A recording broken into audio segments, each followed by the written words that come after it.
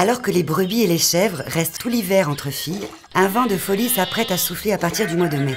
Le temps de l'amour nous invite à évoquer quelques désignations corses du mâle en rut et de la femelle en chaleur. Si la créature mythologique du satyre, réputée pour son comportement libidineux, est représentée avec des cornes ou des membres inférieurs de bouc sur un corps d'homme, certaines désignations corses du mâle en rut sont quant à elles motivées par la folie des humains. Pour désigner le mâle en rut, on retrouve fréquemment l'emploi du terme liwatu, dérivé de liwa. Si le verbe liwa est connu avec le sens ôter, enlever, il peut illustrer aussi le fait de devenir fou dans l'expression aliwa dinka. L'hypothèse d'une image liée à la folie pour évoquer l'état physiologique qui pousse les animaux à l'accouplement semble être suggérée par d'autres expressions puisque nous avons collecté également intunti, dérivé de ton, fou, pour parler du taureau en rut.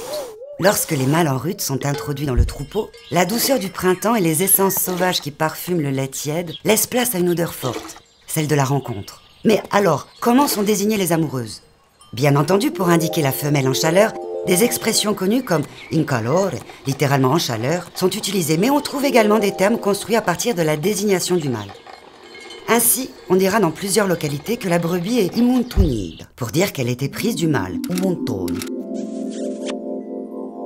Suivant le même modèle, la chèvre en chaleur pourrait être désignée par un dérivé de bec, bouc, soit imbikide.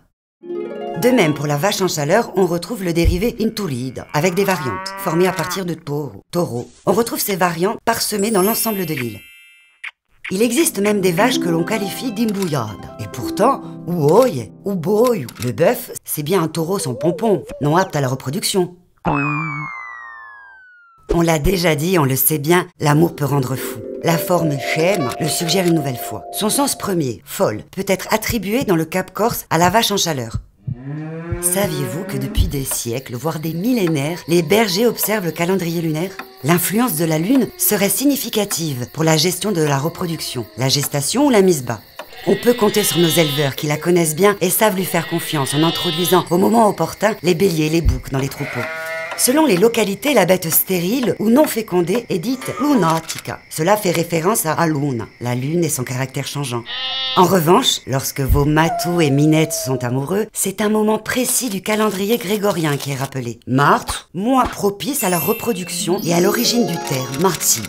Cet adjectif est également utilisé avec un sens figuré pour caractériser le comportement d'une aguicheuse qui cherche à attirer et à plaire par des manières plus ou moins coquettes.